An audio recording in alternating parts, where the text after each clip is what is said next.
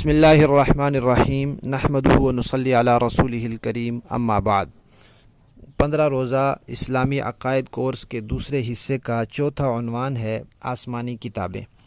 اللہ تبارک و تعالی نے انسانیت کی ہدایت کے لیے جیسے انبیاء کا سلسلہ جاری کیا، ایسے ہی آسمانی احکامات کا سلسلہ بھی جاری کیا۔ کبھی ایسے نہیں ہوا کہ نبی تو آ گیا ہو لیکن اس کو اللہ تعالیٰ کی طرف سے احکامات نہ ملے ہوں، اور ایسے بھی نہیں ہوا کہ کتاب آ گئی ہو اور ساتھ کتاب سمجھانے اور اس پر عمل دکھانے کے لیے نبی نہ آیا ہو۔ تو نبی اور کتاب، اس کو ہم کہتے ہیں کتاب اور رجال، ان دونوں کو ملا کر ہی دین مکمل ہوتا ہے۔ عمل کتاب پر کرنا ہے، لیکن اس کی کتاب کو سمجھنا کس سے ہے؟ نبی سے سمجھنا ہے، اور نبی سے سمجھنے والوں سے سمجھنا ہے۔ خود کوئی آدمی کتاب کو سمجھنا چاہے عربی دانی کی بنیاد پر تو وہ کبھی بھی صحیح نہیں ہو سکتا۔ جو آدمی کتاب کو سمجھنا چاہتا ہے وہ اسی سے سمجھے گا جس کو اللہ نے کتاب سمجھانے کے لیے بھیجا، اور پھر جن کو اللہ نے نبی کے پاس کتاب سمجھنے کے لیے جمع کیا، ان سے جب تک کتاب نہیں سمجھی جائے گی انسان کو دین نہیں سمجھ میں آئے گا۔ جو کچھ بھی سمجھے وہ دین نہیں ہوگا۔ تو آسمان سے جو اللہ تعالیٰ نے احکامات بھیجے ہیں، کبھی کتاب کی شکل میں، کبھی صحیفے کی شکل میں، کبھی ویسے ہی وہی، تو تورات، زبور، انجیل، قرآن پاک، صحف ابراہیم، صحف موسیٰ وغیرہ بہت سی چیزیں آسمان سے نازل ہوئی ہیں۔ جو کچھ اللہ نے نازل کیا ہر کسی پر ایمان لانا فرض ہے کہ جو کچھ اللہ نے نازل کیا وہ برحق ہے، ہم اس پر ایمان رکھتے ہیں۔ کسی ایک کا انکار بھی انسان کو اسلام سے باہر کر دیتا ہے۔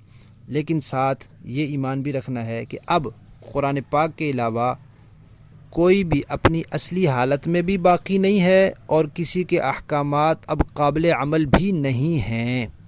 کوئی اپنی اصلی حالت میں نہیں ہے کہ اس میں تبدیلی کر دی گئی ہے۔ لوگوں نے الفاظ میں بھی تبدیلی کی اور معنی مفہوم میں بھی تبدیلی کی، ہر چیز بدل کے رکھ دی ہے، اور اب ان کے احکامات قابل عمل بھی نہیں ہیں۔ جو احکامات ان کے اصلی ہیں ان کی مثال اب منسوخ کرنسی نوٹ کی طرح ہے کہ جس کو حکومت نے منسوخ کر دیا وہ نہیں چل سکتا، اور جو انہوں نے رد و بدل والے خود احکامات بیچ میں شامل کیے ہیں ان کی مثال جعلی نوٹ کی طرح ہے۔ تو پچھلے کتابیں جو ہیں ان کی مثال ہمارے ہاں یا منسوخ نوٹ کی طرح یا کرنسی نوٹ کی طرح ہے۔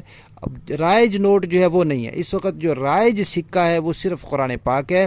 اب صرف قیامت تک، نبی کریم صلی اللہ علیہ وسلم کی آمد سے لے کر قیامت تک صرف اور صرف قرآن پاک کے احکامات ہی قابل عمل ہیں۔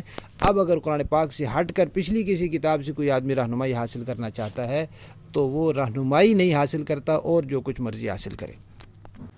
اور قرآن پاک کے بارے میں یہ بھی عقیدہ ہے کہ قرآن پاک جس طرح اللہ تبارک و تعالی نے نازل فرمایا تھا اسی طرح موجود ہے، محفوظ ہے، ہر قسم کی تبدیلی اور تحریف سے محفوظ ہے۔ قرآن کریم میں کوئی تبدیلی نہیں ہو سکتی۔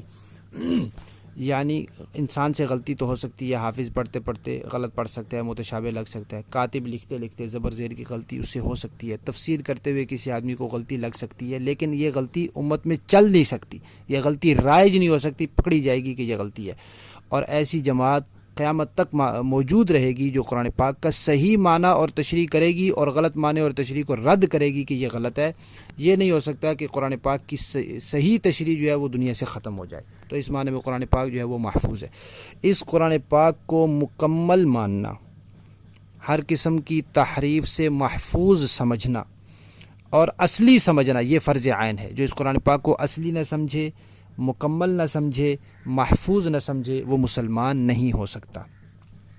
اللہ تعالیٰ قرآن پاک میں فرماتے ہیں، سورہ مائدہ کی آیت نمبر 46 ہے، آتیناہ الانجیل، اور سورہ مائدہ کی آیت 44 ہے، انا انزلنا التوراۃ، سورہ نساء کی آیت نمبر 163 ہے، وآتینا داود زبورا۔ ان میں اللہ تعالیٰ نے ان کتابوں کا ذکر کیا کہ یہ ہم نے نازل کیا۔ جب اللہ نے نازل کیا تو ان پر ہمارا ایمان ہے، ایمان فرض ہے۔ لیکن سورہ بقرہ کی آیت 75 میں اللہ تعالیٰ فرماتے ہیں یحرفونہ، ان لوگوں نے ان میں تحریف کر دی، ان کو بدل دیا ہے، اب وہ اپنی اصلی حالت پر باقی نہیں رہی۔ اور نبی کریم صلی اللہ علیہ وسلم کا بھی ارشاد ہے، بخاری شریف کی روایت ہے کہ اہل کتاب نے اللہ کی کتاب کو تبدیل کر دیا ہے، اس کو اصلی حالت پر نہیں رہنے دیا۔ اور سورہ حجر کی آیت نمبر 9 میں اللہ تعالیٰ فرماتے ہیں انا نحن نزلنا الذکر وانا لہ لحافظون، کہ اس قرآن پاک کو ہم نے نازل کیا اور ہم ہی اس کی حفاظت کرنے والے ہیں۔ لہٰذا قیامت تک اللہ تبارک و تعالی نے اس قرآن پاک کی حفاظت کرنی ہے، اس کے الفاظ کی، اس کے معنی اور مفہوم کی، اس کی صحیح تشریح کی، اس پر صحیح عمل کی۔ یہ نہیں ہوگا کہ دنیا سے اس کا صحیح معنی اور مفہوم ہی ختم ہو جائے، لوگ گڑبڑ کریں گے، فتنے باز اس کے غلط معنی اور مفہوم بیان کریں گے، لیکن اہل حق کی جماعت ہوگی جو ان کو رد کرتی رہے گی اور قرآن پاک کے صحیح معنی اور مفہوم کی حفاظت کرتی رہے گی۔